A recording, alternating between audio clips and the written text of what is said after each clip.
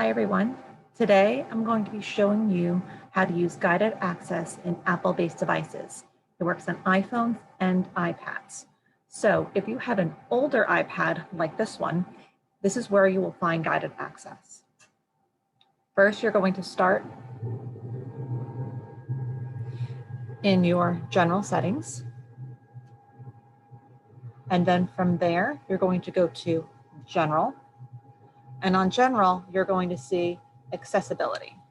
So you're going to click on accessibility, and then you're going to scroll down to the bottom, and you're going to see guided access. You're going to click on that, and then you want to turn it on by touching the tab.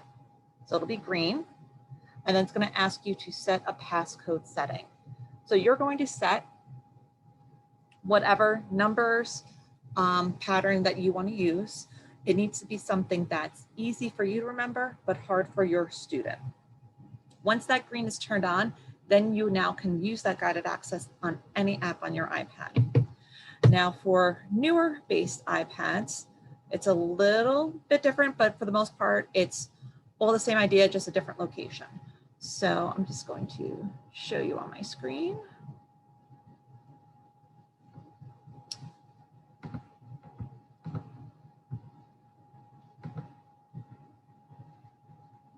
Okay, the same idea again for where it's located. You're going to go to your general settings.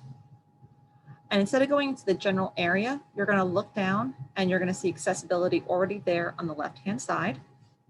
And the same thing like before, you're going to scroll until you see guided access. You're going to click on it, make sure the green tab is on. Again, you're going to set a passcode. Again, something easy for you, hard for your student is the best idea. And then once that's set, now it's able to be used on any app in your iPad or iPhone.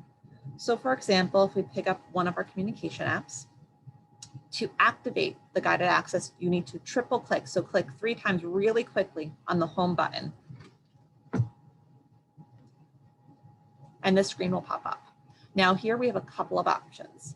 If you take your finger and make a circle anywhere on the screen, it's going to give you a gray box or a gray circle. Now, when guided access has been activated, anything in that gray area will not be able to be activated by the child. So for example, particularly in our communication apps, if we put a little circle around menu and around vocab, when guided access is turned on, they can't get to the editing or changing the vocabulary. So it's a nice little spot for us. Down here also in the options corner, we can determine what we want what will work during guided access and what we don't want working. So you may want the sleep wake button to be working. That's the power on and off. The volume button, if you have a student that likes to change the volume, make it really low or really loud, you may not want them to have access to that while you're using their device.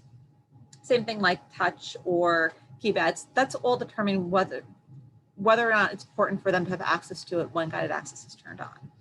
So once you've picked your options, you hit start. Again, everything looks the same. It says guided access has begun. You'll notice up in the corner, you'll see a little gray area. Now, if I touch those, nothing will happen, which is a great thing. And then the main home button on the iPad, that little circle, if I touch it, the app will not close. It'll say guided access has been enabled, and the only way to get out of it is to triple click again.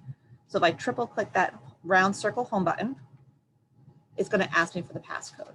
Now, if I put my passcode in, again, it gets me to the screen where I can resume it and keep it going, or I can end it and end guided access, and then you can get out of it and go to other apps within it. In that gray box, again, there's a little X. So if you want to get rid of your gray boxes, just tap the X and that removes it. So again, when I end guided access, now it says it's ended. I can close my home button and navigate the rest of the device. The word of caution with anything when it comes to passcodes, if a child keeps trying to figure out the passcode and they keep getting it wrong, it will lock out your device. So you never really want the child to be using it unattended. So if guided access is on, they should be monitored to make sure that they're not trying to get out of guided access by playing with the numbers. So that is guided access in a nutshell.